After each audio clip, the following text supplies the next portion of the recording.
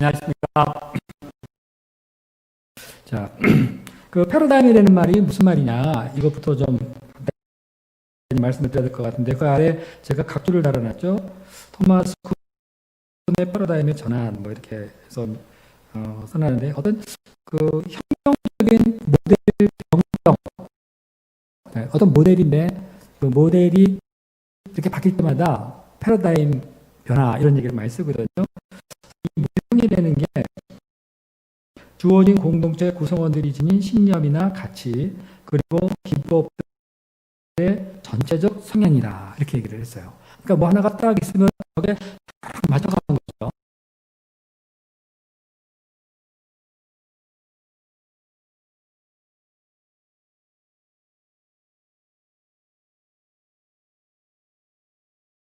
패러다임 사전적인 의미로 어떤 시대 분야에서의 특정 사고방식이나 인식의 틀이다, 이렇게 말할 수 있겠습니다. 기독교도 시대에 따라서 그 시대의 사상이나 지배 권력, 구조, 이런 거에 따라서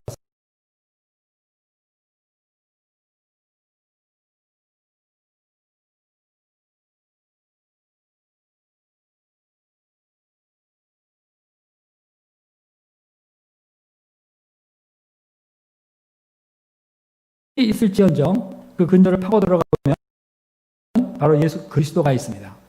역사적 기독교가 어떤 모습을 하며 이 자리에 왔든지 예수님은 모든 기독교의 항구적 중심이었고, 그런 만큼 우리는 예수님에게서 기독교의 본질에 대한 답을 찾을 수 있습니다. 자, 우리 UF가 가지고 있는 패러다임은 무엇일까? 우리는 무엇을 통해서 그리스도교로 나가고 있을까? 1대1 소감, 목자와 양, 제장성 등이 우리 몸의 외형적 특징인 것은 분명해요. 이런 외형적 특징을 이룬 우리의 어떤 사상적 패러다임이 있다. 그러면 그것이 무엇인가? 날이 갈수록 거세지는 종교 다원화, 다문화, 세대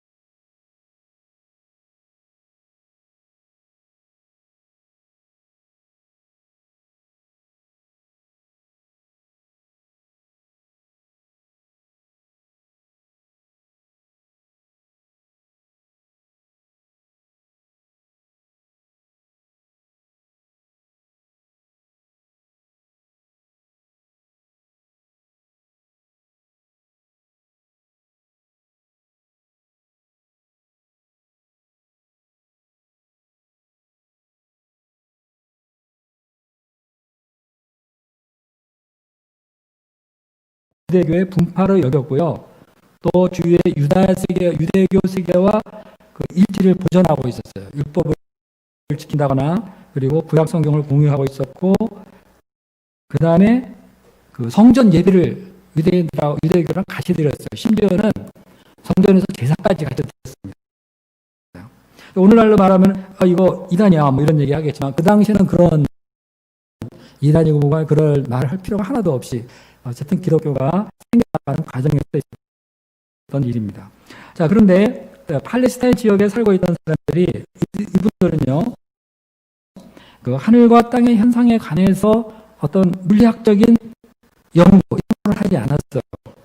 존재하는 것들의 이거의 근본은 무엇일까, 원리는 무엇일까, 이런 거에 대해서 관심이 없었습니다.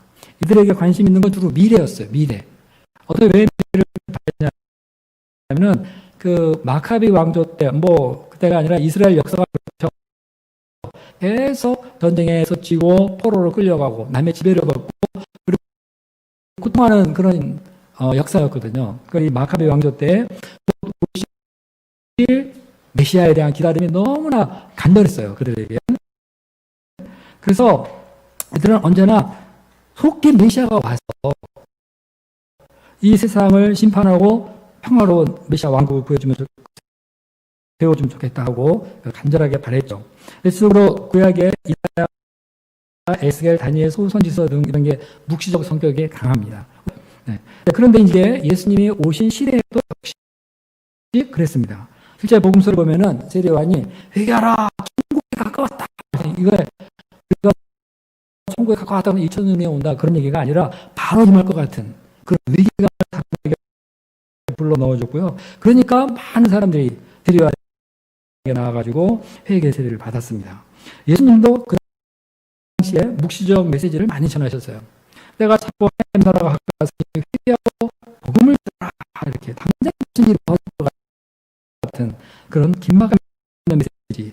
그리고 제자들도요, 예수님이 오시고 예수님 한 그 모든 일을 뭐 메시아가 오셨다 이게 아니라 구약 예언의 성취 이런 거로 이해를 하고요. 우리가 복음서를 알지만 전부 다 구약의 성취 이런 쪽으로 예수님을 풀이하고 기록을 많이 했습니다.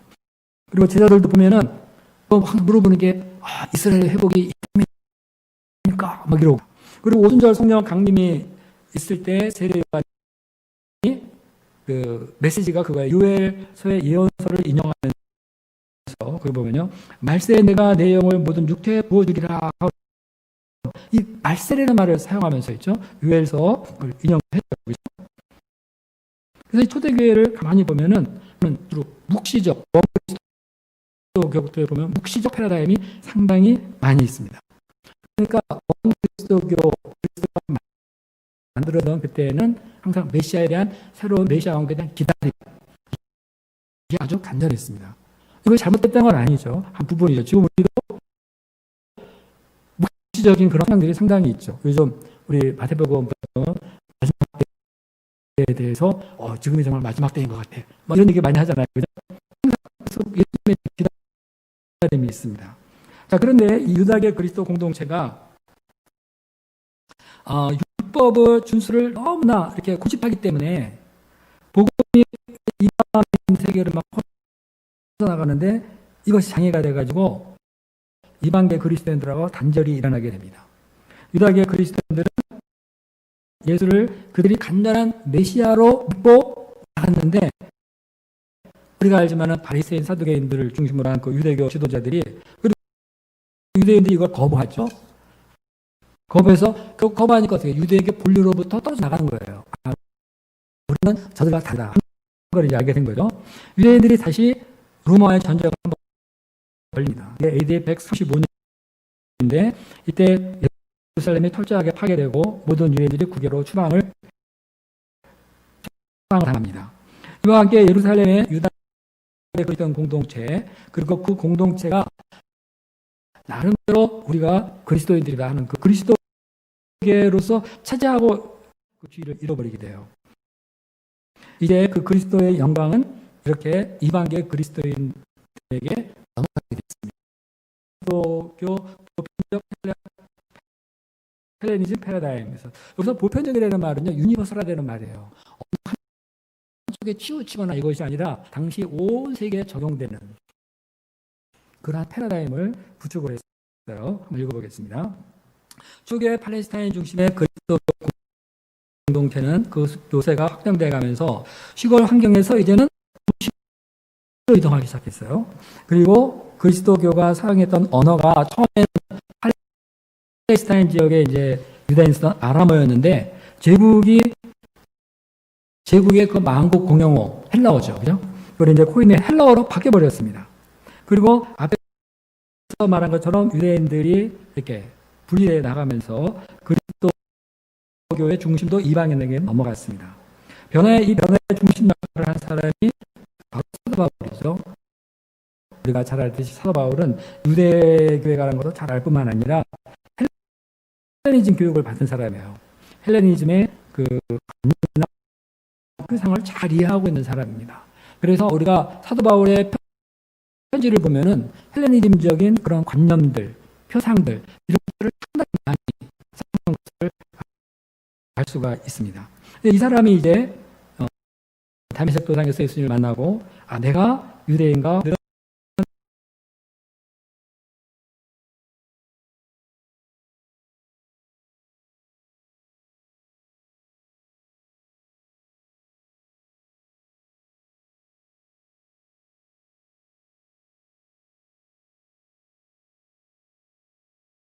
구약 성서를 꺼리낌 없이 그들의 헬레니즘 맥락에서 읽기 시작했습니다.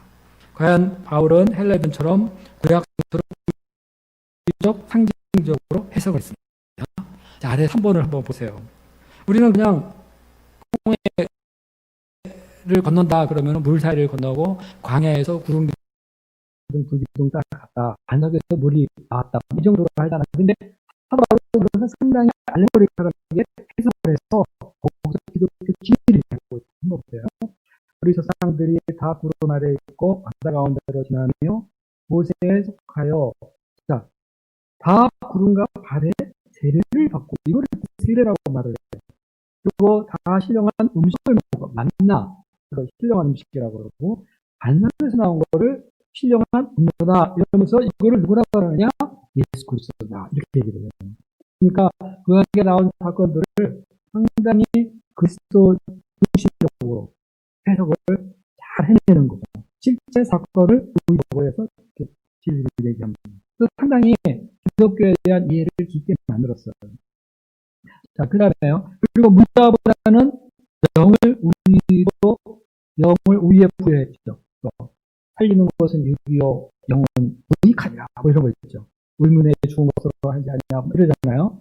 그래서 문자보다는 영의 우위를 부여하는 것이 그 헬레니즘의 성격입니다. 이방인 그리스도인들은 유대교의 율법 의식을 자신과는 관계없다 이렇게 생각을 하고 그건 유대교파다. 거기서 멀어졌는데 대화도 안 하고 그러는데 멀어졌다 그래서 니들 거다. 우리랑 상관없다. 뭐 할례까지도 전혀 의무감을 느끼지 못했습니다. 그리고 애당초 선민에 속하지 않는 이방인 그리스도인들은 하나님의 백성이 되어 신앙 공동체 구성원이 되는데 혈통이 중요하지 않다. 그리고 뭐가 중요하냐? 그리스도에 대한 믿음이 중요하다. 믿음이 있으면 그게 바로 하나님의 백성이 될 수 있는 것이다. 벌써 다르죠? 우리는 뭐 율법, 할례 이런 어떤 사실적인 것보다도 믿음으로 하나님의 백성이 된다. 믿음의 그리스도를 나타냈습니다. 헬라를 법화시킨 유대주의가 나와요. 반유대주의. 고해는 그리스도교 메시지를 헬레니즘화 교의화하다 보니까 그 아래 4번을 한 번 더 보겠어요. 아까 얘기한 것처럼 구약 성경은 사건에 대한 단순한 기록 중심인데 신학을 보면은 의미를 해석하려고 그러고 형이상학적인 접근을 하면서 교리를 많이 만들어냈습니다. 벌써 이게 기독교가 헬라화되고 있는 거죠. 그 다음에 보면요. 대인이 구약 성서로 멀어졌고 대인이 세상서도 멀어졌다. 예수님의 십자가 죽음의 책임을 유대인들에게 있다면서 유대인들을 배척했고 그리고 그들이 사방으로 다 흩어진 것은 하나님의 저주받은 백성에게 내리는 마땅한 형벌로 간주했습니다. 그러면서 이방인들의 기독교는 유대인들에서 벗어나 유대적인 데서 벗어나 헬라화 되어갔습니다. 자, 이제는 유대교라는 그 그리스도교가 거기서 시작을 했지만 유대교라는 그 모든 것을 이렇게 삭제해버리는 거예요. 네? 그러면서 완전히 헬라라는 헬라 세계에 처음에 누구라도 다 듣고 믿을 수 있는 그런 종교로 만들어버린 거죠. 이거 잘못된 건 아니에요. 네. 해석이 영적이고 깊이가 있는데 그게 헬레니즘적 성격을 띠고 보편화됐다. 이런 얘기입니다. 자, 그 다음에 실존적 예수 추정이 가르침 수용으로 바뀌었습니다. 자, 어느 결의 그리스도교의 종말론적 목표 관점이 극복됐어요. 예수 그리스도는 그저 시간의 끝이 아니라 시간의 중심이 되었고 예수와 하나님 나라 도래 사이에 긴 시간을 교회 시대로 여겼습니다. 주 예수님에 감사하고 찬양하고 전파하는 그런 시대로 여겼습니다. 이런 사람들은 그리스도교라는 하는 것을 어떤 실존적인 예수님을 따르는 것, 말 따라 그런 거 있잖아요. 예수님의 삶을 배우고 따르는 것을 이해하려고 하기보다는 계시된 가르침을 수용하면서 이해하는 것으로 여기게 됐습니다. 그리스도의 가르침은 이런 거야 하면서 배우고 깨닫는 것이 있어요. 적극적으로 변해갔습니다. 두 번째, 번째, 그리스도론의 전환과 특징. 이제 그리스도교가 헬레니즘 사고로 탄구되어 가면서 교리도 확립되어 갑니다.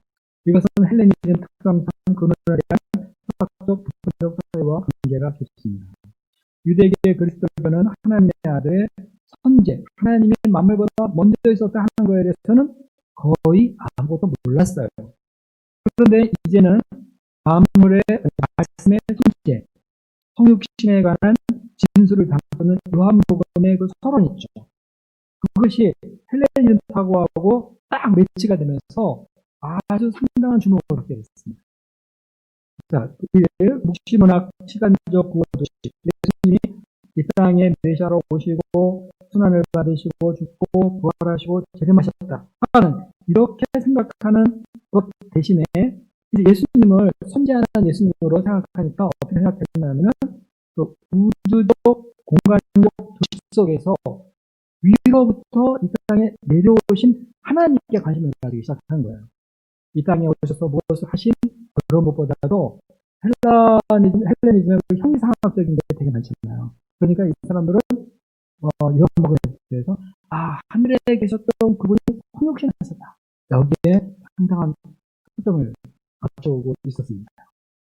자, 그리고 하나님과 예수님과 하나님과의 관계를 성경에 기록된 구체적인 방법이 아니라 형이상학의 존재론적, 전체론적 개념을 통해서 설명하려고 했습니다. 성경에 보면은 아버지와 나는 하나다. 이런 얘기 예수님이 아버지께서 하시니 나도 이란다. 이런 얘기요. 그리고 또 세례 받으실 때 이는 내 사랑하는 아들이다. 이런 얘기 하잖아요. 그렇게 성경에 기록된 구체적인 표현 방법보다도 이 예수님이랑 그러면 어떤 존재인가? 그 고체가 무엇인가? 이거에 대해서 관심을 가지고 연구하기 시작했습니다. 자, 3번 보세요. 이러한 개념들이 발전해 가면서 자연히 예수님이 태초에 하나님과 함께 계셨는데 이런 거가 써 있잖아요. 그러면 이 예수님은 하나님이신가? 사람이 되어 이 땅에 오셨는데 사람이 되어 이 땅에 오셨는데도 여전히 하나님이신가에 대한 연구와 사색이 발전하기 시작했습니다. 즉, 이 땅에 오셔서 활동하신 예수님 그 자체보다는 만물보다 먼저 계셨던 예수님에 대해서 그리고 이 예수님을 보내신 하나님에 대해서 성찰하고 서로 토의하고 논쟁했습니다. 여기서 이 예수님에 대한 이해가 신앙적으로 확립되는데 그 결과 하나님과 예수님과의 관계가 어떻게 되느냐. 성부, 성자, 성령 하나님은 동일 본질의 하나님이시요 제 위격을 가지셨지만 한 하나님이시다 하는 이 삼위일체론이 나오게 됐습니다. 이 삼위일체론이라는 말은 어떤 사람들은 여호와진 이런 사람들은 삼위일체라는 말 성경에도 없는데 왜 너희들은 삼위일체라는 말을 써가지고 한 분이신 하나님을 셋을 쪼개고 그렇다 하나가 되고 이러냐고 그러지만은 그렇게 생각할 것이 아니라 이거는 성경에 대한 깊은 사색, 토론, 연구 이거를 통해서 하나님은 이런 분이시구나 하고 삼위일체 진리를 정리해낸 거예요. 이렇게 되니까 어떻게 되죠? 그러니까 하나님의 단일성을 고수했던 유대교, 하나님은 오직 한 분이시다 이렇게 고수했던 유대교의 하나님에 대한 생각이 이미 이제 헬레니즘에서 삼위일체 하나님으로 바뀌었잖아요. 그러니까 단일신에 대한 이 생각이 밀려나 버렸어요. 이제는 하나님과는 한 분 하나님 이러지 않고 삼위일체 하나님 이런 식으로 이해를 하게 됐다는 거죠. 그래서 그 그리스도교의 진리를 그러니까 보다 보편적인 의미에서 그리고 보다 본질적인 의미에서 이해하려고 했다고. 삼위일체라는 것은 헬레니즘의 산물입니다. 자, 네 번째 보세요. 자, 이에 따라 신앙생활도 변했습니다. 이제는 예수의 사랑을 실천하고 전파하려고 하기보다는 이 땅에 오신 예수님보다 선지하신 하나님의 가심이 많았잖아요. 그러기보다는 하나님의 아들인 예수 그리스도를 통해서 하나님을 알고 하나님과 합의를 추구하고자 하는 명상과 기도를 중시하게 됐습니다. 이 사람들은 예수님이 우리를 위해 죽으신 거 감사하다. 그래서 왜 이러냐? 이제 우리가 그 다음에 할 게 뭐냐면 하나님과 합일이다. 그러면서 이 사람은 남과 풍성이다. 하나님이 사람이 되어 오셨으니까 우리도 우리 안에 하나님의 형상이 있습니다. 그런 우리가 묵상하면 하나님과 하나 될 수 있어요. 하나님과 하나 되는 것을 세계에서 들어가는 게 동방교 그것의 특징이에요. 동방 종교의 특징입니다. 서방 종교는 주로 전도를 많이 하려고 그러는데 동방교는 지금도요 명상 이런 거 되게 중요시해요. 동방의 그 교회들은 주로 소원적인 성격이 많습니다. 자, 세 번째 국가 권력과 교회 국가 교회 이거는 건너뛰겠습니다. 자, 다음 세 번째 중세 로마 카톨릭 패러다임. 이건 무슨 말이냐면은 로마 카톨릭 교회라는 그 교회가 하나의 패러다임 형태를 띠고 있어서 기독교에 관한 모든 것은 로마 카톨릭에 다 적용되고 거기에 준해야 되고 거기서 나와야 된다는 식이에요. 그러니까 로마 카톨릭에 다 끼워 맞추는 거죠. 그런 식으로 가야 되는 거예요. 자, 미국의 수도가 콘스탄티노플로 옮겨지면서 과거의 수도였던 로마의 정치, 경제, 국방의 상황은 불안정해지고 콘스탄티노플이 그 교회의 중심이 되었다. 그죠? 제국의 수도가 불구하고 그러니까 자연히 저기 기독교의 중심이 됐습니다. 그래서 서방 중심의 로마 중심의 서방 기독교 역시 불안정한 시대를 맞았습니다. 5, 6세기 게르만족의 침략으로 476년 로마의 서방 개혁은 폐허로 변해버렸습니다. 그때 그리고리우스가 뛰어난 외교술로 게르만 민족으로부터 로마를 지키고 무너진 교회를 정비하고 로마 교회 수장으로 등장했습니다. 그런데 588년 콘스탄티노플의 대주교 요한이 자기를 위해 전 세계에 자기 자신이 전 세계의 감독이다, 유니버설 비숍이다 이런 칭호를 사용했어요. 그러니까 성경에 그래서 서로 같이 시작했습니다. 거기에다가 또 이슬람 침공을 했죠. 610년에 이슬람교가 만들어지잖아요. 이슬람 운동이 일어나면서 콘스탄티노플 동로마가 영토도 있고 그리고 힘이 상당히 많이 약해졌어요. 그런데 동방과 서방이 항상 이렇게 그 우려를 가리죠. 서로 이렇게 뭔가 대치하고 있었는데 동방교회가 약해지니까 동방교회의 영향 간섭을 덜 받게 됐어요. 그래서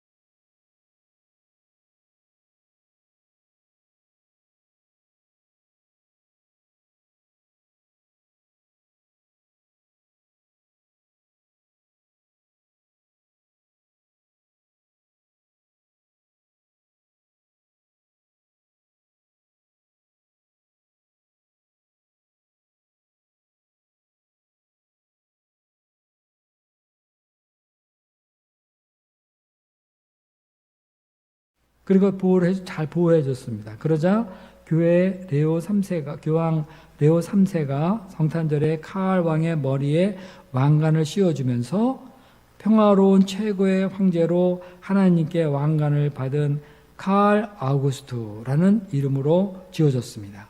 그래서 교황의 손에 의하여 최초의 황제가 탄생됐고 신성 로마 제국이 세워졌습니다. 이로써 교황의 손에 의해서 최초의 황제가 세워지고 신성 로마 제국이 세워졌습니다. 그리고 이렇게 되니까 오래전에 멸망한 서방 제국이 이제 황제도 없고 막 그랬었는데 이렇게 세워지니까 동방 제국과 비견할 만한 그런 제국이 되었어요. 서로마 제국이 된 거죠.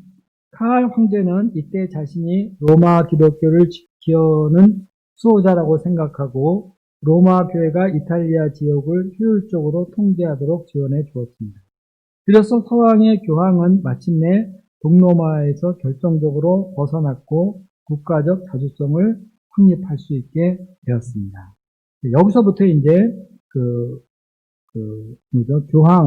교황과 황제 간의 이제 권력 다툼이 벌어지는 거예요. 이게 지금 아까 대제를 황제가 관을 씌워준 거 있죠.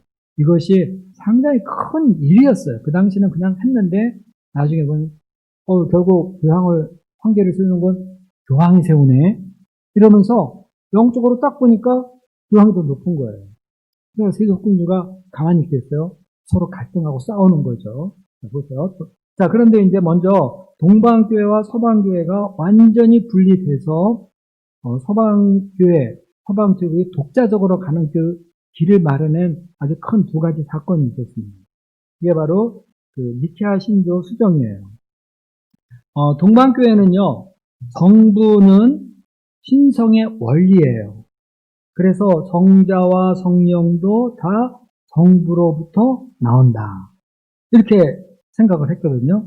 그래서 삼위일체 하나님을 얘기할 때 성부하고 성자, 성령을 성부가 제일 꼭대기에 있고 다른 건 비교될 수가 없어요. 제일 높아요. 위계질서가 아주 강합니다. 그런데 서방교회가 동방교회와 상의도 없이 성령은 성자에게서도 나온다. 동방교회는 성부에게서만 나온다 그랬는데 서방교회는 성령에게서도 나온다는 의미로 아들에게도라는 필리오케라는 문구를 신조에 삽입했습니다. 이게 스페인의 어느 수도원에서 누가 이 신조에다가 필리오케라는 말을 더 집어넣은 거예요. 몰래. 상의 없이. 근데 그게 다 쓰게 된 거죠. 아래 한번 보실래요? 5번 답수. 자, 니케아 신조 이렇게 되어 있어요. 우리는 성령을 믿는다. 그는 주님이시요 생명의 수여자이시며 성부와 성자에게서 나오셨다 하는데 그 대가로 친 거 있죠. 성부에게서 나오셨다가 원래인데 거기에 성자에게서도 나왔다는 말이에요. 필리오케라는 말을 딱 집어넣었어요. 이거는 동방교회에서는 위계질서를 중요시 여기는 삼위 위계를 너무 중요시 여기는데 받아들일 수 없는 거죠. 그래서 지금도 이 문제는 해결이 안 됐어요. 너희하고 우리는 완전히 다르다. 어떻게 성령을 성자에게서도 나온다고 그러냐 이놈들아 그러면서 버릇이 없다. 하나님에게 다 성부에게서 나오는 거지 하는 이런 주장이 지금도 강해요. 엄청납니다. 이거. 그래서 동방교회는 상당히 권위가 무지하게 중요해요. 위계. 그래서 동방교회는 서방교회보다 뭐 하나에도 그냥 뭐라 그럴까 무게 잡는다거나 그런 게 되게 강해요. 자, 그 다음에요. 어딜 보냐면요. 그 다음에 홈베르트의 경솔한 교소가 있는데요. 동방교회 콘스탄티노플의 새로운 주교 미카엘이요. 서방교회 교황을 인정하지 않았어요. 이들은 원래 이 동방교회 제국 수도도 콘스탄티노플이고 여기에서 모든 교회를 이렇게 다스렸다. 그런데 니들이 거기서 교황? 말도 안 돼. 그러면서 인정을 하지 않은 거죠. 교황을. 그래서 그리고 동방 지역에 있는데 로마 주교에게 충성을 하는 교회들이 있거든요. 그런 교회를 전부 다 폐쇄시켜 버렸습니다. 이에 로마 교황 브루노는 옴베르트를 사절단으로 파견해서 화평을 청했는데 동방교회가 이걸 거절을 했어요. 그러자 1054년 옴베르트가 교황의 이름으로 동방 총대 주교의 파문을 선고해버립니다. 그러니까 콘스탄티노플 측도, 즉 동방교회도 즉각 역파문으로 응수를 한 거예요. 그러니까 서로들 이 교황, 주교를 다 파문시켜 니들은 아무것도 아니다 이렇게 돼버린 거죠. 이 죄인들아 이러면서. 그러니까 동방과 서방교회가 이 니케아 신조 그리고 옴베르트의 이 경솔한 이 파문 이거로 인해 가지고 완전히 갈라서게 됐어요. 그게 1054년입니다. 이건 외워두셔야 돼요. 1054년. 동서가 천호 사거리에서 갈라졌다 이러면 돼요. 로마가 몇 년에 멸망했죠? 476년. 네? 제가 이거 이게 교회사 그 연도, 우리 역사 공부할 때 연도를 외우면 상당히 편해요. 그 아니면 막 이게 먼저인지 저게 먼저인지 말하려고 할 때 헷갈려요. 그 연도를 한 3페이지인가 A4로 다 외웠었는데, 그 외웠어요. 막 연상법을 이용해가지고 외웠었는데 외울 필요가 있어요. 로마는 476년에 망했다. 그러니까 사치를 육성하다 망했다. 그래가지고 이렇게 사치를 이런 거 되게 많이 외웠었어요. 그 이제 325 이게 이제 니케아 공의회거든요. 325 이것도 인삼이 어쩌고저쩌고 해서 325 이러면서 이제 니케아 공의회에서 인삼 먹었다. 325 그러면서 별 수단을 다 썼는데 외우는 거 좋습니다. 자, 그래서요. 자, 이제 동서방교회가 이렇게 본격적으로 갈라져서 이제 동방교회는 그 신성 로마 제국의 황제와 함께 완전히 독자적인 길을 가게 되죠. 자, 그러면서 로마 카톨릭 패러다임. 그러니까 이제 동방교회는 무시해버리는 거예요. 나름대로 패러다임을 가지고 갑니다. 자, 중세 카톨릭 패러다임의 형성을 이해하는 데는 교황과 세속군주 사이의 권력 다툼을 생각하지 않으면 안 된다. 카를 대제에 의해서 이탈리아 전역을 통제하기 시작한 교황은 세속군주와 힘겨루기를 계속하면서 실제적인 권력 야심을 키워갔습니다. 이러던 중에 1073년 그레고리우스 7세, 힐데브란트라고 그러죠. 그러니까 자신은 그리스도교의 대리자여 베드로의 후계자로서 세상 모든 것에 대한 권세를 가지고 있다. 자기가 토지며 제국이며 다 내가 가지고 있다. 누구에게 줄 수도 있고 뺏을 수도 있다. 이런 주장을 했습니다. 당시에 지위가 높은 성직자들이 토지나 영토를 가지게 될 때는 세속 통치자에게 서임을 받아야 했는데 그레고리우스 7세는 이것에 대해서 강한 불만을 갖고 있었다. 그래서 그는 1075년 담대하게 평신도의 성직 임명권을 금지하고, 평신도라는 것은 여기서는 이제 그 황제 이런 사람들 있죠. 이런 사람들이 성직을 딱딱 임명하니까 교황이 아주 못마땅했던 거죠. 그래서 그럴 수 없다. 그래서 금지시켜버리고, 그러니까 이제 황제가 저항을 하죠. 독일 황제 하인리 4세가 저항을 했는데 이때 그레고리우스 7세가 이 황제를 파문시켜버려요. 너는 이제 이 기독교 바깥이다. 내쫓아버려요. 그러니까 당시에 교회 권세가 엄청났잖아요. 그러니까 파문시키면 그 사람하고 얘기도 하면 안 되고 먹을 것도 주면 안 돼요. 그거 줬다가는 어떻게 돼요? 같이 파문을 당하거든요. 그러면 지옥 가는 거예요. 그러니까 그 황제가 파문당하니까 옆에서 도와주는 사람이 없어요. 그래서 할 수 없이 헨리 4세가 그 눈 덮인 알프스 산 너머 카론사 궁전으로 교황을 찾아와서 3일인가? 그 3일을 무릎 꿇고 사죄를 해요. 용서해 주십시오. 해가지고. 그래서 용서를 받죠. 이게 이제 카노사 굴욕이라는 거죠. 우리가 잘 아는. 이것이 교황의 파문의 힘이 얼마나 강한지를 보여주는 사건이 되었다. 비록 후에 그레고리 7세가 전녀를 재정비한 하일리 4세에 의해 쫓겨나기는 했지만 카노사 굴욕의 이 사건은 교황의 권위가 이 사건을 계기로 교황의 권위는 더없이 올라갔습니다. 교황 우르반 2세도 엄청난 분이었어요. 강력한 교권을 가지고 우리가 예루살렘을 회복하러 갑시다 하고 십자가 운동을 확 벌리니까 세속군주들이 전부 다 하던 일 다 덜어놓고 십자군 전쟁에 동원돼서 자기 군대를 다 움직였습니다. 십자군 전쟁 기간 동안에는 영국의 조낭이나 프랑스의 필리방 이런 사람들도 그 이노센트 3세 교황 앞에 다 무릎을 꿇었어요.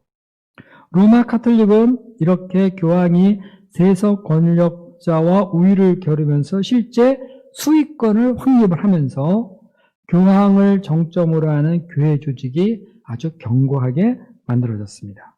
자, 아까 교황은 베드로의 후계자고 그 다음에 그리스도의 대리자. 자, 그리스도의 대리자라면 그리스도는 만왕의 왕이시잖아요. 그리스도의 대리자다 이렇게 명명한 이 교황이 교회의 머리가 돼서 교회는 이제 하나님이 주시는 은혜의 유일한 담기자로서 있게 됐어요. 그러니까 그리스도가 교황을 통해서 교회에게 구원의 은혜를 주고 그러면 교회는 그 은혜를 다 보관하고 있다가 자기들이 만든 제도를 따라 잘 따라오는 사람에게 그 은혜를 나눠주는 곳이 됐어요. 그러니까 교회가 아니면 누구든지 구원을 받을 수 없게 됐습니다. 교회가 그 7가지의 성례를 만들어 놨지만 다 해야 돼요. 안 하면 안 됩니다. 그래서 교회가 아주 엄청난 그 권세를 가지게 된 거죠. 자, 그 다음에 계속 한번 보세요. 이렇게 돼서 그 중간에요. 그 은혜를 시여하는 곳으로 자리 잡았다. 아무도 교회를 떠나 구원받을 수 없게 되었다. 이로써 교회는 중세 유럽을 완전히 장악했습니다. 모든 것은 교회를 통해서 이루어져야 했습니다. 그리고 마리아 무염 수태설, 면죄부 판매 등 많은 교리가 교황이나 교회의 권위에 의해서 확정되고 적용됐습니다. 이런 것이 성경적인 근거가 있는가? 없어요. 없지만 이러는 것이 좋겠다. 이런 교리 하나 만들자. 그러면 만들어지는 거예요. 그래서 그 악명 높은 종교재판소, 마녀사냥 이런 것들이 전부 다 중세 로마 카톨릭의 소산입니다. 중세교회는 이렇게 자기 나름대로의 교황, 교회, 어떤 교회 조직 이런 거 있죠. 하나의 패러다임이 딱 됐어요. 거기에 기독교는 모든 걸 다 맞춰가야 되는 거예요.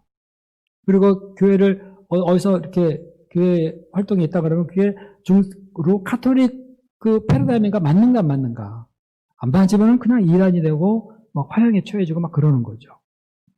이 패러다임이라는 것이 중세가 상당히 강력하고 힘을 가지고 있었습니다.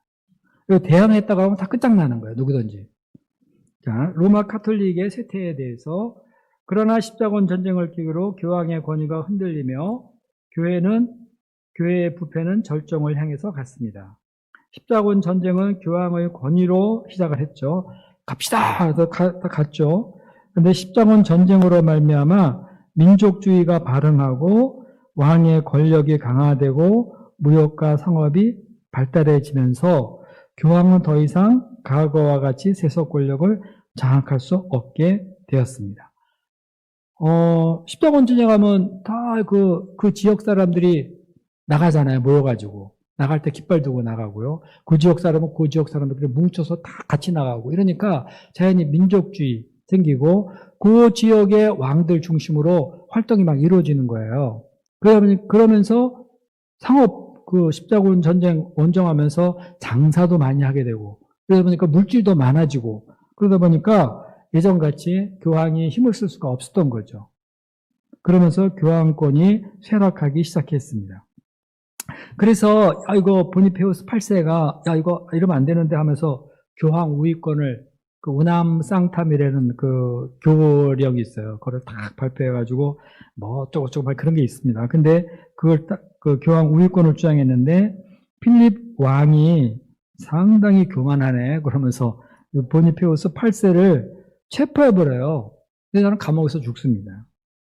그리고 그레고리우스 11세는 이 필립 왕에 의해서 이거 교황들이 저 이탈리아에 있으니까 자기네 영토라고 막 함부로 하잖아요. 그러니까 잡아다가 아비뇽에 거기서 이렇게 교황청을 글로 옮겨서 자기 통제하에 있게 만들었어요. 그걸 우리가 이제 아비뇽 뉴스다 이런 말을 하죠. 그래서 교황 세력이 미미해져서 더 이상 세속 권력에 대한 아무런 우위권을 주장할 수 없게 됐습니다. 이게 이제 결정적인 게 뭐냐면은 그 나폴레옹 때 교황의 권력이 그냥 다 무너졌어요. 그래가지고 교황이 너무나 비참하게 돼가지고 성도들이 교황 너무 불쌍하다. 어떻게 좀 옛날같이 그럴 수 없을까? 이러면서 뭐를 생각해내다가 교황 무류권, 교황에는 오류가 없다. 이런 거 있죠. 그런 거 교리도 어떻게 약해진 그 교황을 쉽게 세워보려고 하는 가운데서 만들어진 거예요. 교황 무류권, 교황에는 오류가 없다. 이게 지금도 내려오고 있죠. 교황은 가르침에서 오류가 없다 하는 게 지금도 이건 지켜주고 있어요. 자, 이래서 이제 로마 카톨릭이라는 그런 한 패러다임이 상당히 유지됐지만 이제 그 상업이 발달하고 민족주의가 나오고 하면서 그 쇠퇴됐다 이렇게 됐어요. 자, 그 다음에 나타나는 것이 이제 이 당시 그 교회가 상당히 부패했잖아요, 그죠? 뭐 면제부니 뭐니 막 하다가 거기에 한번 패러다임이 확 바뀝니다, 교회가. 자, 종교 개혁의 개신교 복음 패러다임이 나와요. 한번 그 다음을 보죠. 자, 루터를 거기 한번 잘 읽어보겠습니다. 자, 복음 중심의 개혁. 루터의 근본 관심사는 단지 교회의 이루 말할 수 없는 폐해, 특히 면죄부 판매에 맞선 투쟁이라거나 교황권으로부터의 해방이었다고 생각한다면 그건 너무 피상적인 이해다. 루터 자신의 종교개혁의 열정과 엄청난 역사적 폭발력은 교회를 예수 그리스도의 복음으로 돌아가게 하고자 하는 데서 출발한 겁니다. 본래 루터는 독실한 카톨릭 신자로서 완덕을 추구하는, 그러니까 이 완덕이라는 게 스피리추얼 퍼펙션이에요. 하나님께 인정받을 만한 아주 온전한 성숙함, 영적인 성숙함을 이루는 그거였는데 이걸 추구했는데 그 수도자의 길을 쫓아가다가 뭐 너무나 불안하고 회의에 휩싸이고 이랬죠. 그런데 로마서 1장 17절 말씀을 통해서 오직 믿음으로 의롭게 된다는 복음 진리를 깨닫게 됐습니다.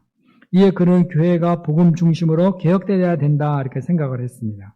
루터는 교회의 가르침이 그 신학이 교황의 교령이라든가 교회의 전통 제도 등에서 나와서는 안 되고 그리스도교의 원천인 복음의 터에서 나와야 한다 이렇게 주장을 한 거죠. 그래서 루터는 오직 성경 이거를 외치면서 수백 년 쌓이고 쌓인 온갖 전통, 법률, 권위를 거스려서 성경 수익권을 주장했고 오직 그리스도를 외치면서 하나님과 인간 사이에 수많은 성인들과 많은 공식적 중개자들을 물리쳤습니다. 왜? 뭐 지금도 카톨릭 보면은 성 요새 뭐 그런 거 있죠. 성인들에게 기도하고 그분들을 통해서 뭐 하려고 그러는 게 되게 많아요. 자기 분야가 뭐 가령 뭐랄까 그 병을 고치는 분야다. 그러면은 그 어떤 도움이 필요하면은 병을 고치는데 어떤 그 성인들이 있죠. 성자들. 그 사람에게 가서 기도를 하고 그러면 그 사람이 그 성자가 하늘에서 그걸 듣고 기도에 대한 응답을 받도록 하나님께 그리스도께 간구해 준다. 대신 간구해 준다는 거예요. 이런 거 그래서 그 루터는 이게 다 뭐냐 하면서 다 쓸어버린 거예요. 그리스도 한 분만 있으면 된다. 자, 그 다음에요. 오직 믿음, 구원은 오직 믿음만으로, 오직 은혜만으로 이루어진다고 설파했습니다. 이것이 종교개혁의 복음 패러다임의 출발점이 되었고, 마침내 교회는 로마 카톨릭으로부터 벗어나서 새롭게 되었습니다. 자, 연속성과 비연속성 속의 영속성, 그건 좀 잘 읽어보겠습니다. 종교개혁에 있어 한 가지 깊이 생각해야 할 점은 복음 중심의 종교개혁 패러다임과 로마 카톨릭 패러다임 사이에 불연속성이 분명히 있죠. 그런데 그 근저에는 근본적인 연속성 이런 것이 여전히 있다는 겁니다. 루터는 어디까지나 그리스도교의 원천적 형태를 복음에서 다시 찾고자 한 것일 뿐이었습니다. 역사 속의 교회가 불연속적인 외형의 변화를 거치긴 하지만 복음 그 자체가 역사 속의 모든 교회의 연속성의 근거가 된다는 점은 간과할 수가 없습니다. 그래서 중세 로마 카톨릭 패러다임에서 나오는 많은 제도나 의식 이런 거를 다 이게 뭐야 하고 다 제거해 놓고 그 안을 이렇게 들여다보면은 거기에 뭐가 있어요? 복음이 있고 그 복음 중심에 예수 그리스도가 딱 있는 거예요. 다만 이런 제도나 사람의 욕심이 막 섞여가지고 이상한 제도를 만들면서 그리스도에 대한 이해 이것이 왜곡되고 또 왜곡돼서 이렇게 나타난 거죠. 그러니까 로마 카톨릭의 겉모습을 이렇게 보면은 참 그리스도를 알 수가 없어요. 예수님이 어떤 분이신지, 구원이 뭔지. 그런데 이런 제도 다 빼면은 예수님 한 분이 딱 남는다. 다만 잘못된 제도 때문에 왜곡되었다. 뭐 이렇게 이제 보는 거예요. 그 다음에 그 복음 패러다임에서 그 루터만 그런 거냐 하면 그게 아니라 루터 종교개혁 이전에 그 에라스무스라든가 루터 이후에 제네바 칼빈 이런 사람들도 전부 다 복음을 기초로 해서 종교개혁을 주장했고 그리고 복음을 기초로 해서 기독교, 신학 다 새롭게 정비했습니다. 그 에라스무스 그거만 잠깐 볼까요? 에라스무스는 원천으로 돌아가라 하는 표어 아래서 성서 원문을 연구했죠. 원문을 연구했어요. 그 당시에는 그 불가타 성경 라틴어로 번역된 건데 이게 좀 아무래도 이상하다 그러면서 원문은 어떤가 하면서 조사를 해가지고 그 불가타 성경에 잘못된 것을 많이 발견했죠. 그래서 원문으로 돌아가자. 그런 게 이제 거기서 시작이 됐고요. 기독교가 복음서가 전하는 그리스도교의 원천적 복음으로 전향을 해야 된다. 이렇게. 그런 주장을 하고, 하여튼 칼빈도 복음을 중심으로 성경을 중심으로 해서 기독교 신앙의 질서를 딱 잡았습니다.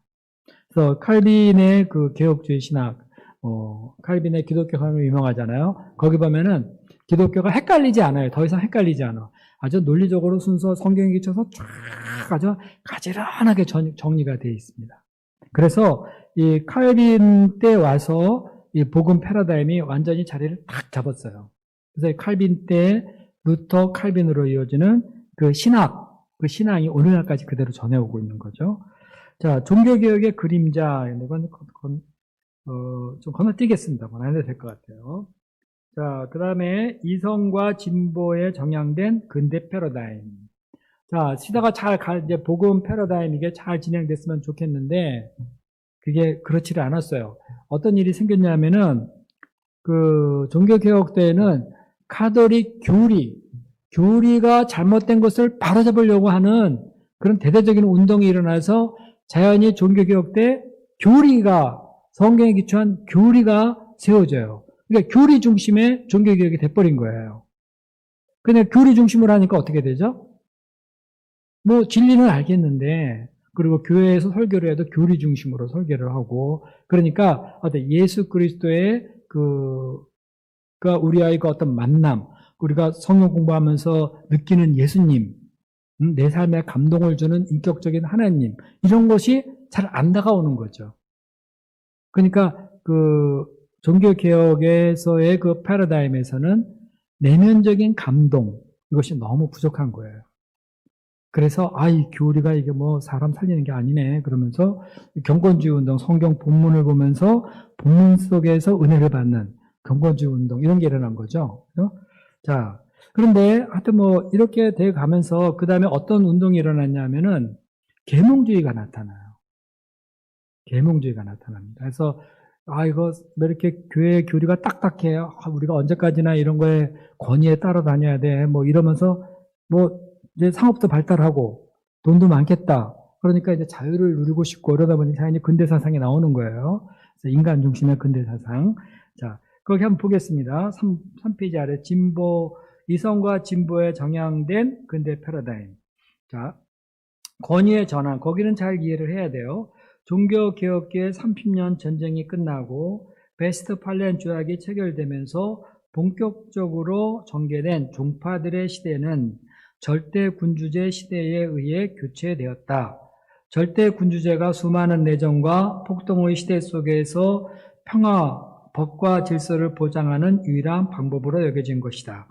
만인에 대한 만인의 투쟁을 방지하기 위해서 자신들의 자연적 권리를 포기하고 그것을 한 사람 군주에게 양도해야 한다는 홉스의 사약계약 이론이 근대 중앙 집권적 국가들을 탄생시켰다. 이로써 정치는 종교 위에 있게 되었다. 사회생활의 탈종파가 필수적으로 여겨졌고 관료주의, 중상주의가 더 강화되었다. 자, 중세는 로마 카톨릭이 꽉 쥐고 있었잖아요. 그 교회가 딱 뭐 하면 일사불란하게 쫙 꼼짝없이 움직였어요. 근데 종교개혁이 일어나면서 그 카톨릭의 권위가 무너졌죠. 그리고 한쪽에서는 이것이 진리다 하고 막 떠든단 말이에요. 그러다가 이 종교개혁 세력하고 로마 카톨릭 세력하고 싸움이 붙었어요. 저런 저주받을 놈들 뭐 이러면서 싸움이 붙었는데 그게 30년 전쟁이죠. 그래서 엄청나게 죽었습니다. 사람들이. 예, 종교 개신교 세력하고 로마 카톨릭. 그러다 싸우다 지쳐가지고 이러다 다 죽겠다 그러면서 맺은 게 베스트팔렌 조약이에요. 예?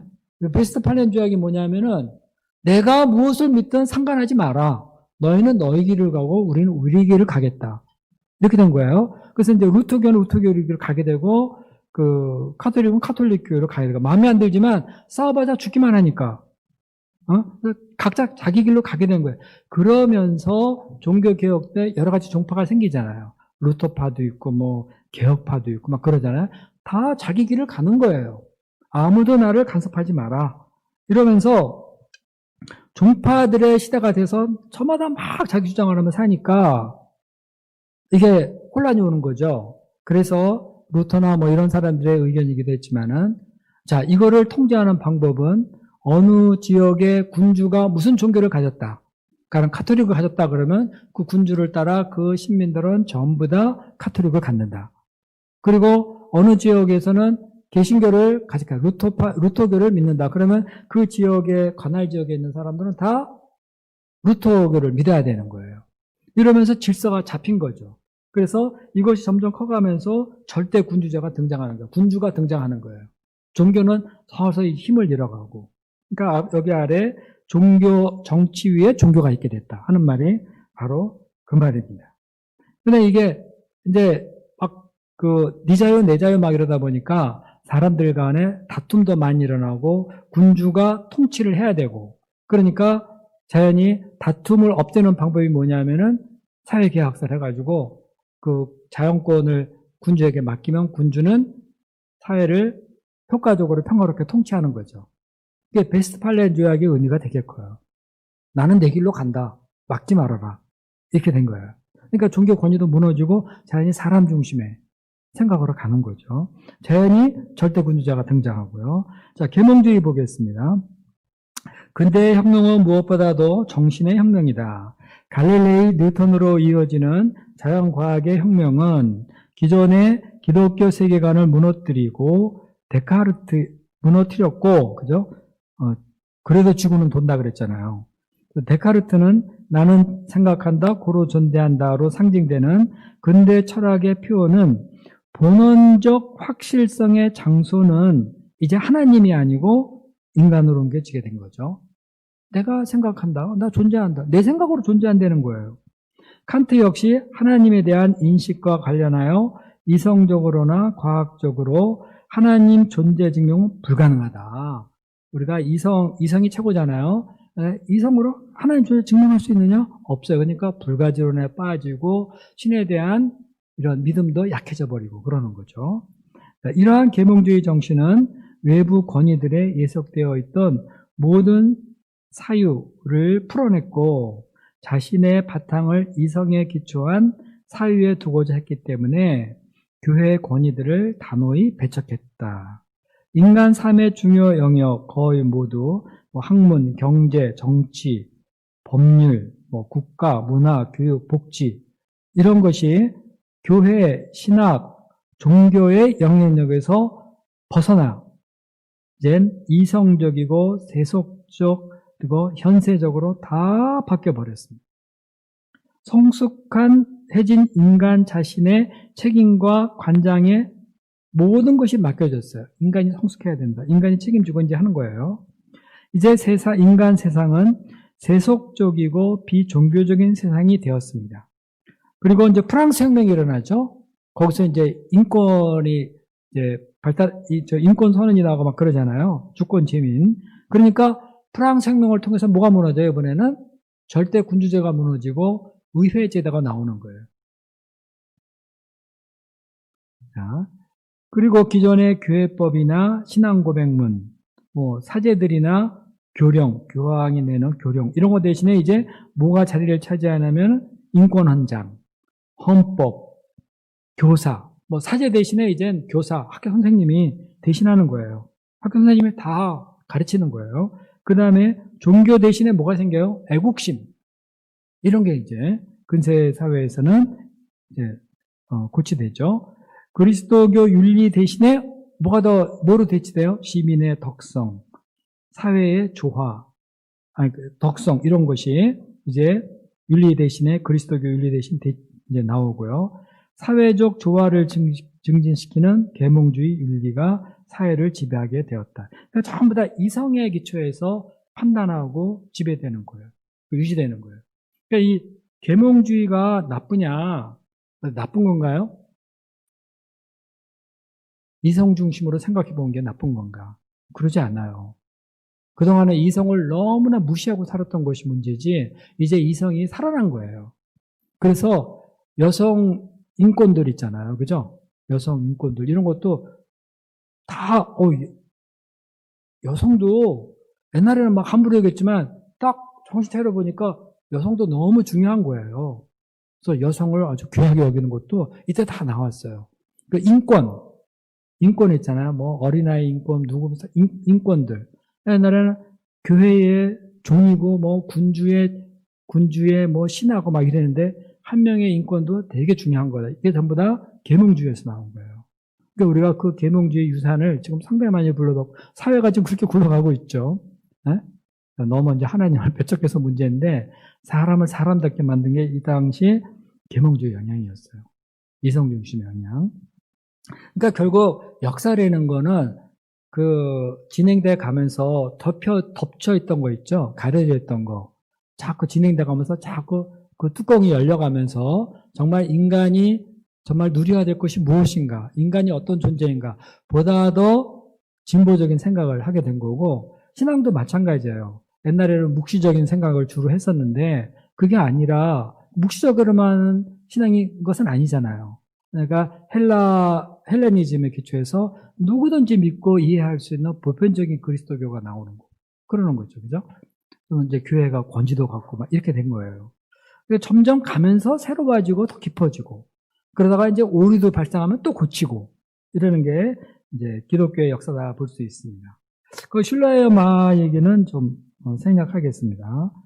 슐라이어마는 그 계몽주의 정신에 충만했던 사람인데, 전부 다들 기독교를 우습게 알고 기독교 상대도 안 하니까 이 슐라이어마라는 사람이 이성의 기초에서 사람은 이성적인 존재만은 아니다. 그래도 우리는 뭔가를 의존하려는 마음이 있는 것 아니냐.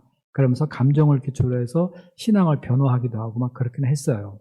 그런데 어디까지나 이것도 자유주의적 이성의 기초에서 뭐 대속이라든가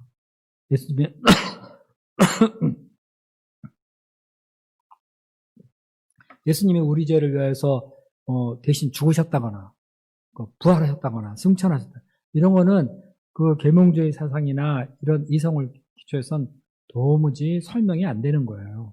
그러니까 여기서 이제 이런 거를 약화시키는 자유주의 신앙이 나오고 그러는 거죠. 자, 이제 포스트 모던 일치 운동으로 넘어가겠습니다.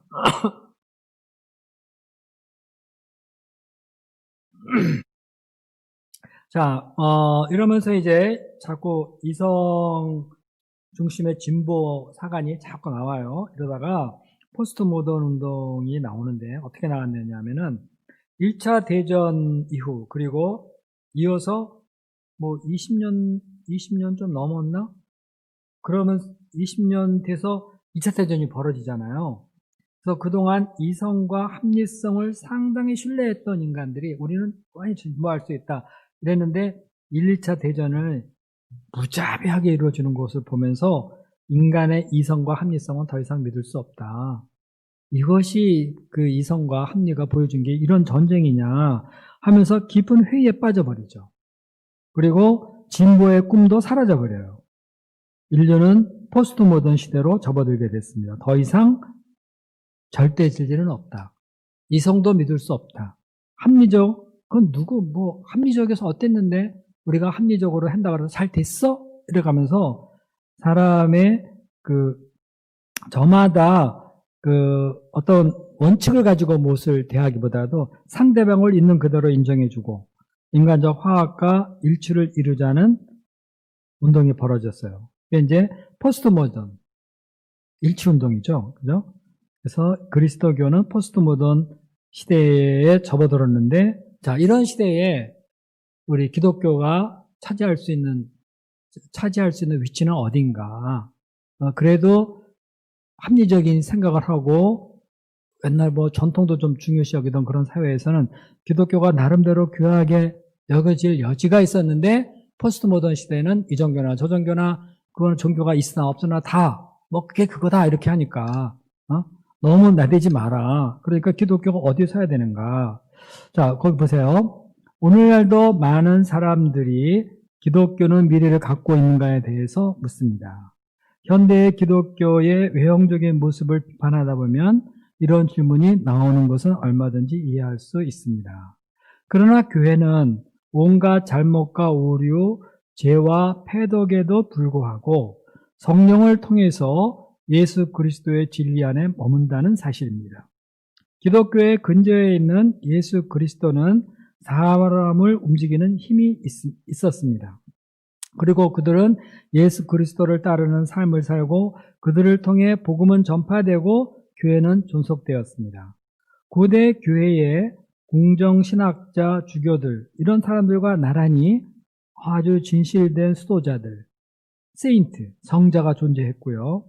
이노센트 3세나 보니페우스 8세 이런 사람들 때에 누가 있었냐면은 아시시의 성 프란체스코 같은 사람이 여전히 있었어요. 그 시대가 문제 많다 그러지만 이런 엄청난 분들이 있었습니다.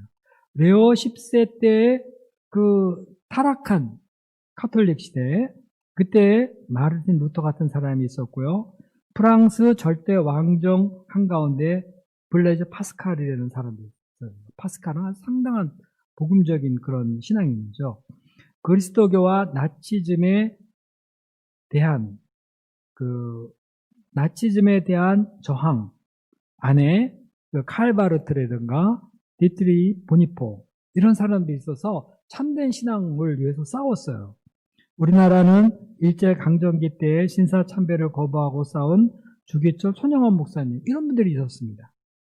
이렇게 널리 알려진 사람 외에도 교회에서 어디에도 이름은 기록되어지지 않았지만 아주 수많은 사람들이 성경의 가르침을 따라 살며 기독교의 숨은 힘과 참된 역사를 이루어 왔습니다.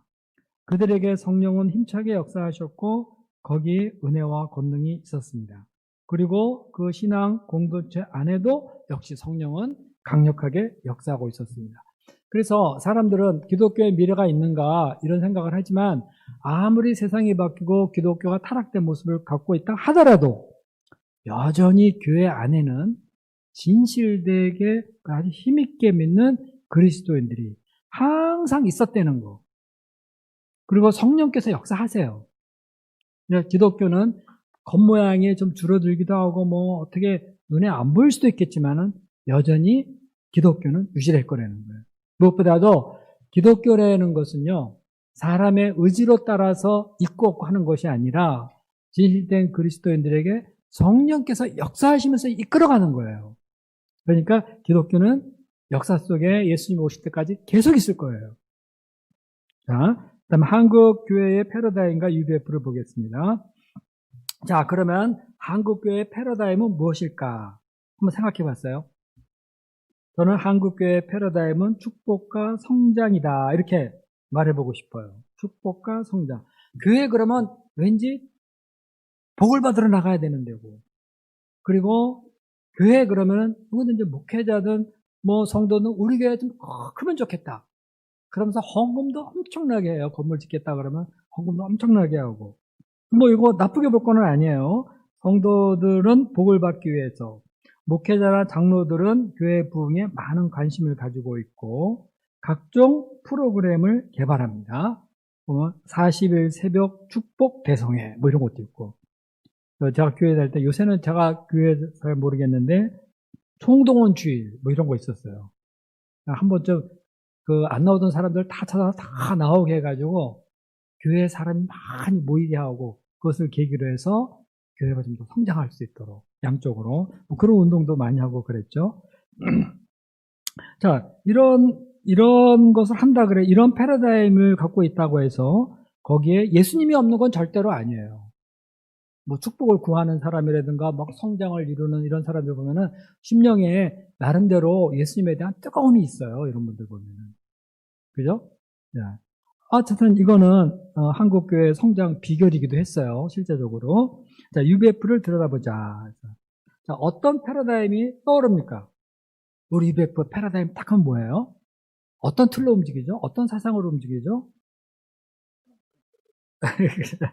네, 그 세계 선교 패러다임이라는 말이 우리는 세계 선교 패러다임 하니까 이게 제일 떠올라요. 우리의 많은 것은 세계 선교에 집중해 있습니다. 우리는 세계 선교를 위해 기도를 했고 프로그램을 만들었고 세계 선교를 위해 각국 댄싱을 했어요. 지금도 선교사가 얼마나 나가는가에 대해서 관심이 되게 많아요.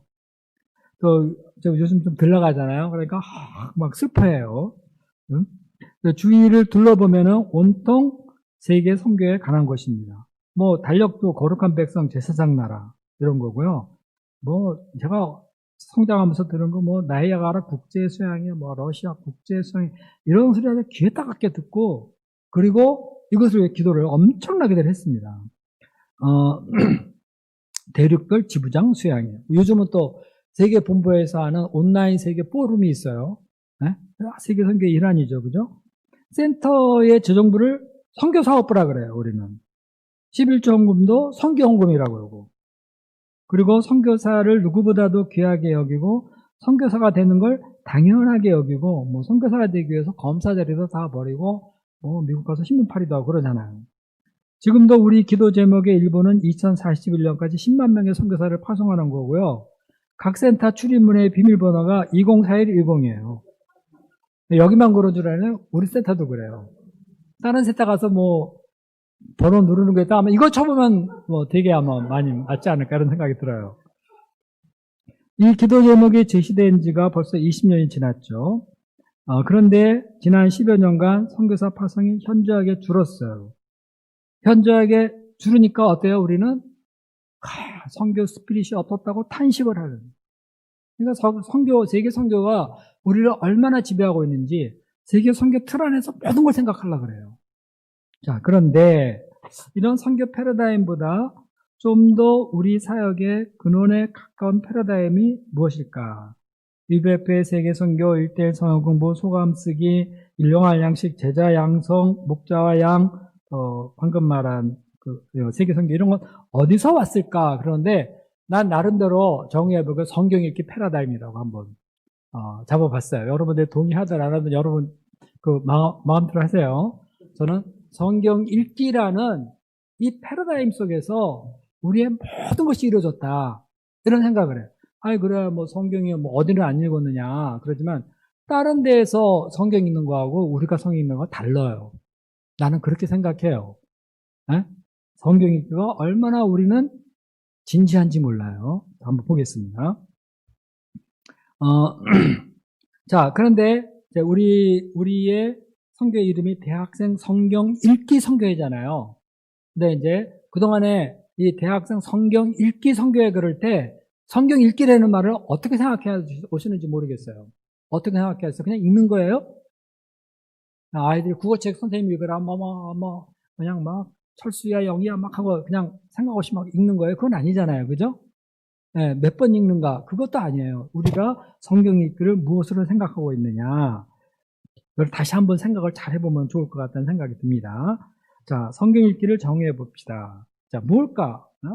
우리는 양들과 일대를 할 때 이것은 함께 성경을 읽어가는 거죠.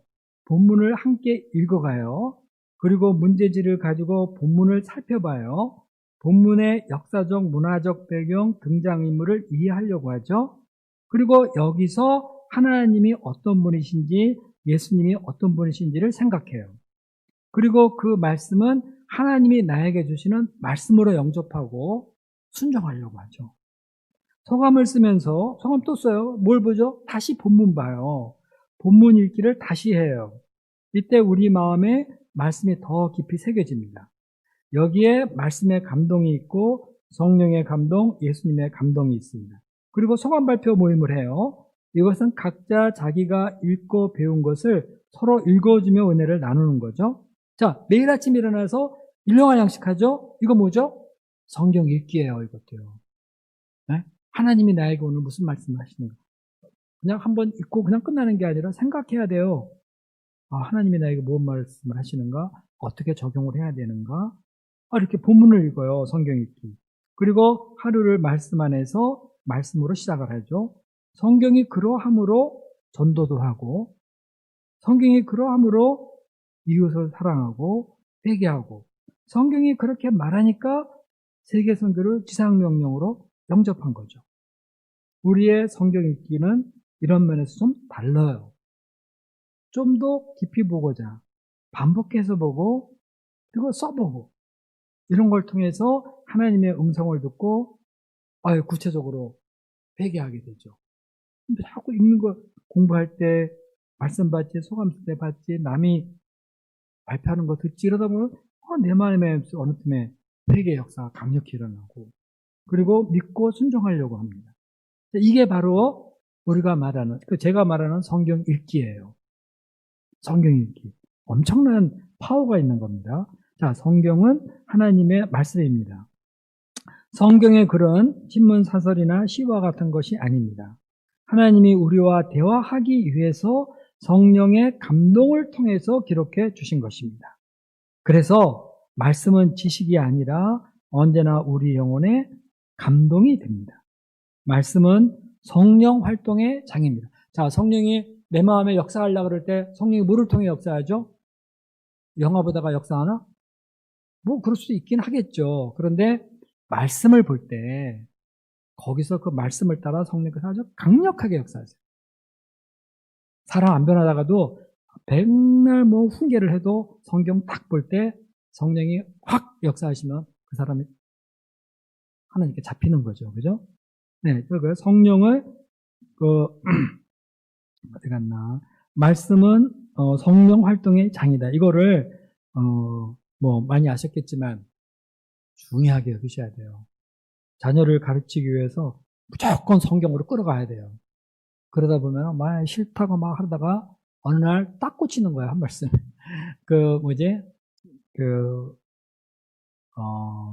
새벽을 깨우리로다. 그 누구죠?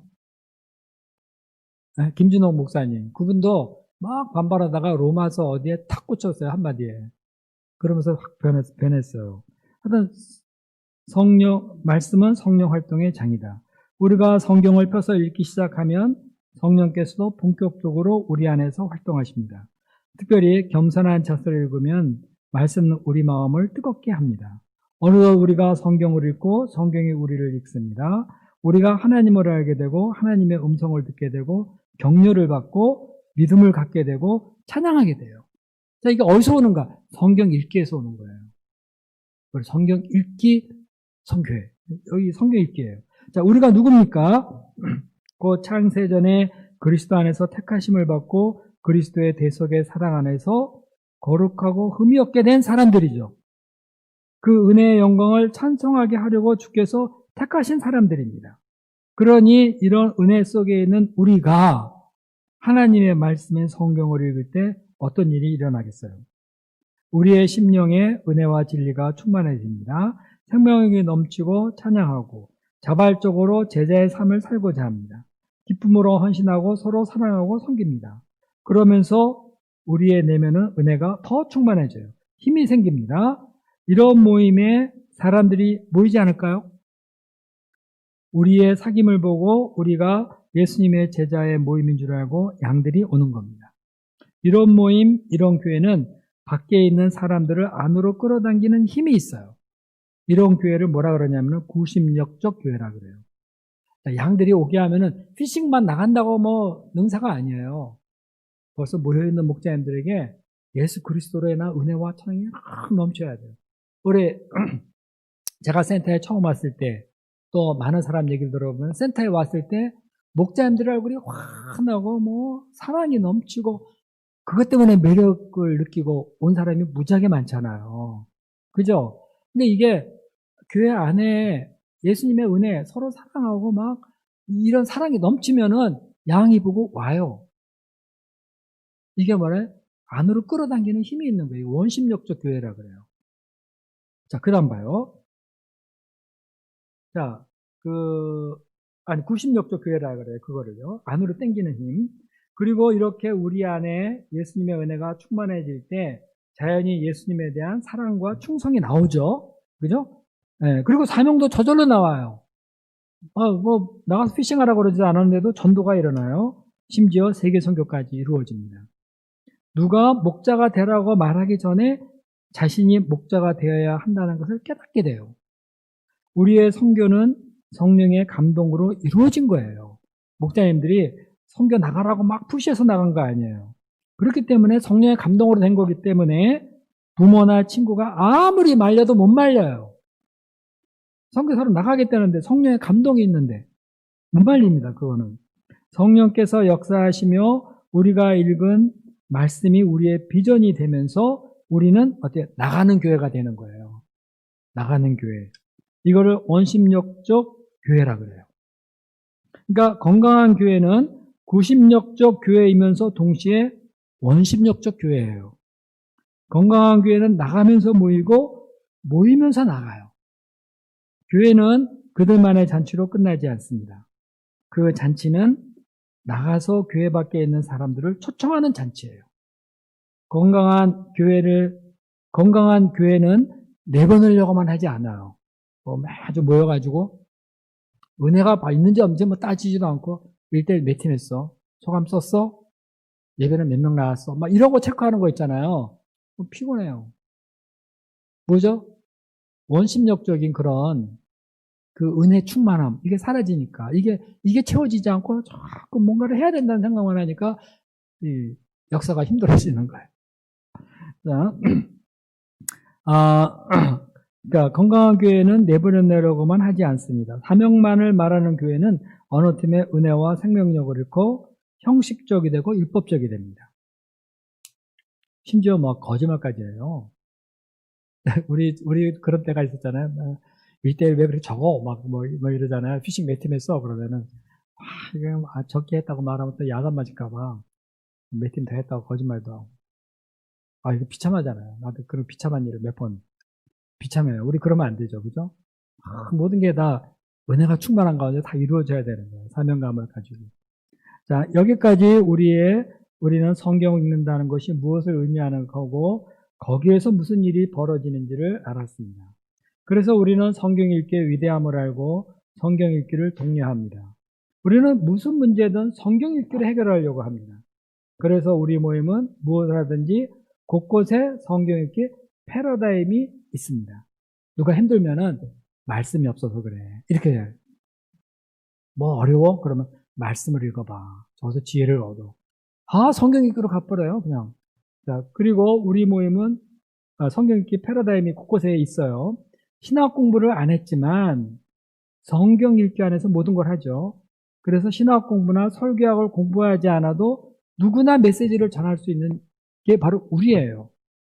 다른 교회에서 보면은 일반 평신도나 이런 분들이 메시지 전한다는 걸 상상도 못해요. 우리는 자연스러워요.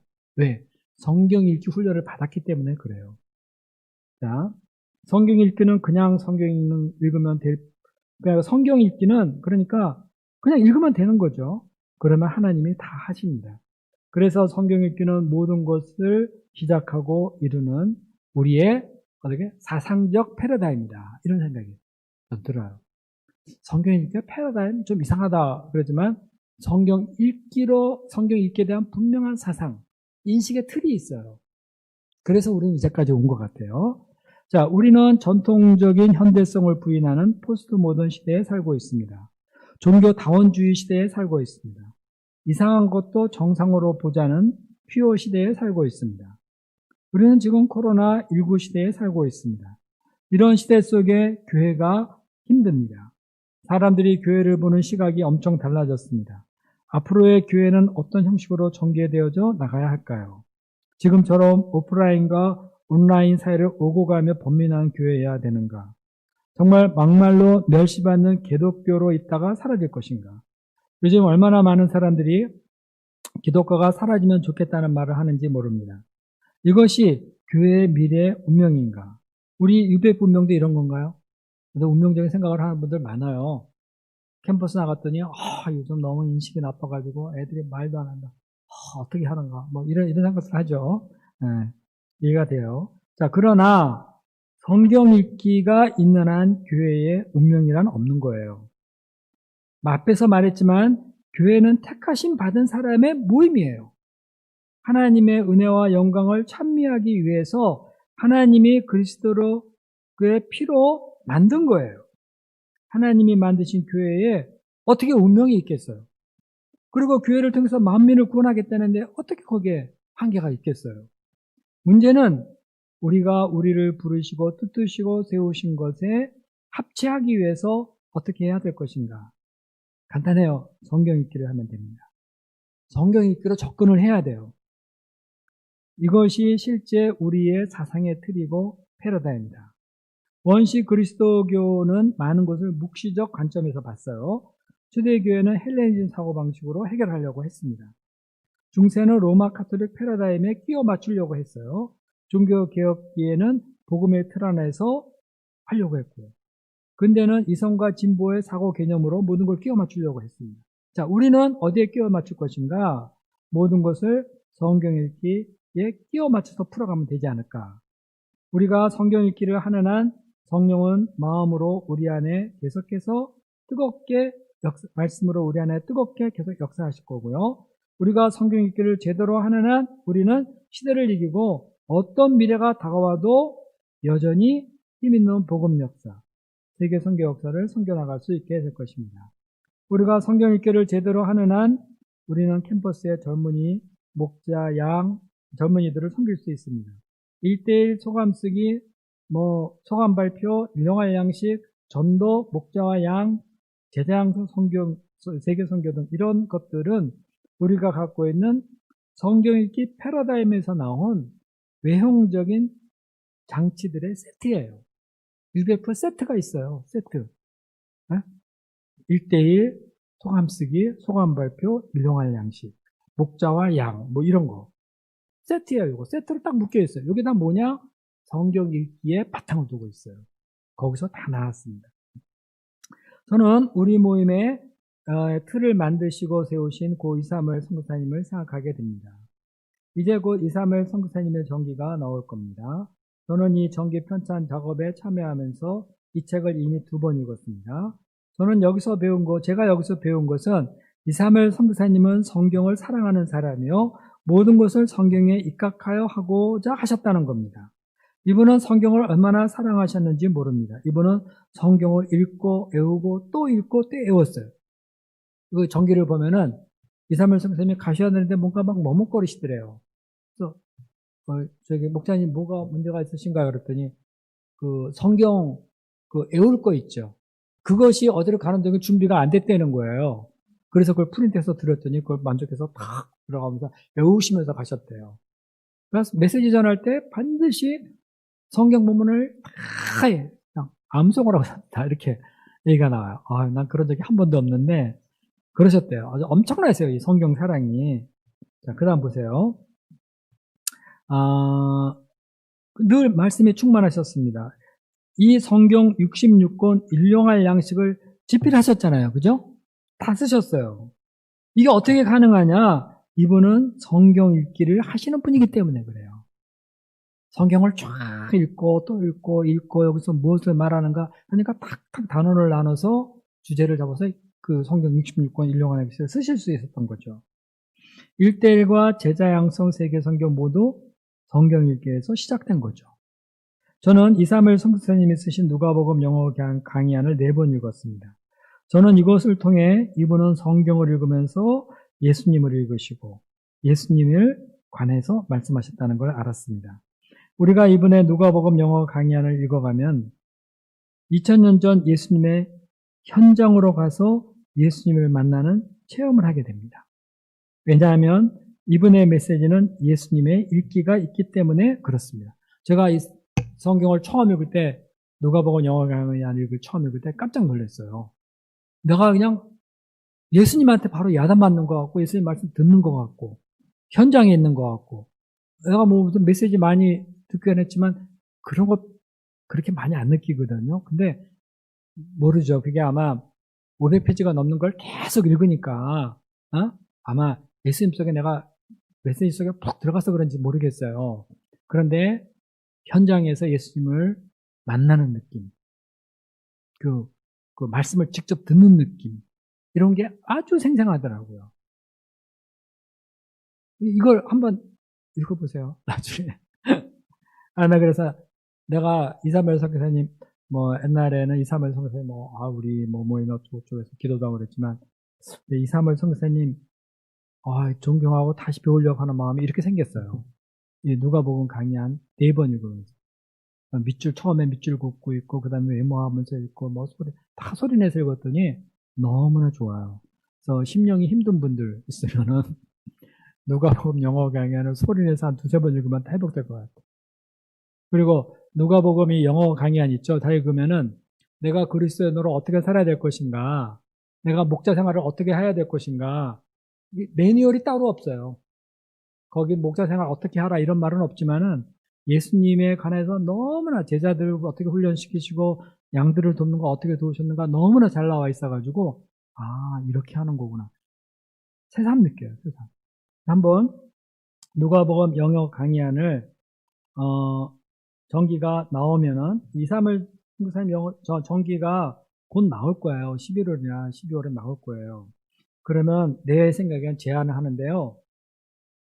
그 책을 가지고 그룹별 독서 토론도 좀 하고 심포지움 한번 해보세요. 저는 취임식할 적에도 얘기했지만 2-3월 성경 영적 유산 우리가 물려받는 일을 해야 된다 얘기했지만 그게 누가복음 강의안을 읽고 나서 내가 한 얘기거든요.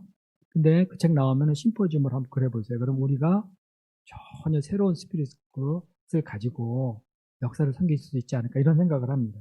심포지움도 활발하게 하면 좋겠습니다. 그 다음에 가능하면 누가복음 영어 강의안을 영어 읽기회 연구회도 만들어도 좋을 것 같아요. 메시지를 어떻게 쓸 것인가 이런 거요. 요즘은 저는 요즘 제 주변을 둘러보면서 우리가 선교 스피릿이 많이 없어졌다는 걸 발견하는 것 중에 하나가 영어 공부를 안 해요. 2000년대가 되기 전까지는 영어 공부를 각 센터마다 엄청나게 했거든요. 영어 못하면 국제 병신이다 이런 소리 들어가면서 영어 안 하면 그냥 저 안암센터에서 양마가 목사님한테 저 영문과 나왔지만은 영어 못하면 하여튼 야단 되게 맞았어요. 근데 지금은 안 해요. 안 해. 아예 안 해. 그래서 영어 못하는 건 세상에 나가보면 우리 한국 사람밖에 없어요. 시장에 가도 마찬가지예요. 그래서 우리 지금 스펄전 목사님 그때만 해도 영어 했는데 그 아래에 있는 스텝 목사님들은 영어 공부 안 해요. 저는 걱정이 돼요. 그리고 세계 선교 나가려고 그러는데 영어를 어떻게 준비 안 하는가? 가사 배운다? 좋죠. 근데 영어를 배워야 돼요. 배우는 좋은 방법 중에 하나가 누가복음 영어 강의안을 열심히 읽고 토론하고 배우면 좋겠어요. 그럼 거기에 우리가 필요한 건 UBF 영어잖아요. 그죠? 선교 나가도 그 UBF 영어 누가복음 영어 강의안이에요. 그거 갖고 배우면 좋겠다는 생각이 들어요. 우리는 이때 성경 읽기가 무엇인지를 배우게 될 것입니다. 그러면 하나님이 부르시고 세우신 대로 대학생 성경 읽기 선교회로 우리를 계속 귀하게 쓰실 겁니다. 자, 에베소서 2장 20절에 이런 말씀이 있어요. 너희는 사도들과 선지자들이 터 위에 세우심을 입은 자라. 여기서 사도들과 선지자들의 터, 이건 구체적으로 말하면 성경을 말하는 거예요. 신구약 성경. 우리의 터는 하나님의 말씀 곧 성경입니다. 이는 견고한 터요 곧 그리스도이십니다. 그러므로 우리가 성경 읽기를 우리의 패러다임으로 삼는 한 우리는 견고한 터 위에 설 것입니다. 우리가 어떤 상황 가운데서도 성경 읽기 사상을 가질 수 있기를 기도합니다. 우리에게 성경 읽기가 있는 한 하나님은 여기서 출발하시고 우리는 충만한 은혜를 누리고 변함없이 복음의 일꾼으로 쓰임받을 것입니다. 읽고 기도하십시오. 그리고 하나님은 우리를 통해 추수하실 것입니다. 자, 여기까지 제가 기도하고 질문 받겠습니다. 거룩하신 하나님 아버지, 오늘 교회사 속의 교회들의 변천을 생각해 보았습니다. 어떤 패러다임을 갖는가에 따라 그의 모습이 달라지는 것을 배웠습니다. 하나님 아버지, 저희 모임이 어떤 패러다임을 갖고 있는가, 또 무엇을 패러다임 삼을 것인가 생각하고 확정할 수 있도록 도와주십시오. 이제까지 성경 읽기 패러다임으로 모든 것을 이루어왔습니다. 힘들 때든 기쁠 때든 성경을 읽으며 하나님께 감사하고 찬양하고 기도하였고 성경을 따라서 양들을 치고 세계 선교를 하였습니다. 성경 읽기에 대한 분명한 확신을 가지고 이 성경 읽기로 우리의 모든 당면한 과제와 사명에 관한 문제들도 다 해결해 나가도록 도와주십시오. 예수님의 이름으로 기도했습니다. 아멘.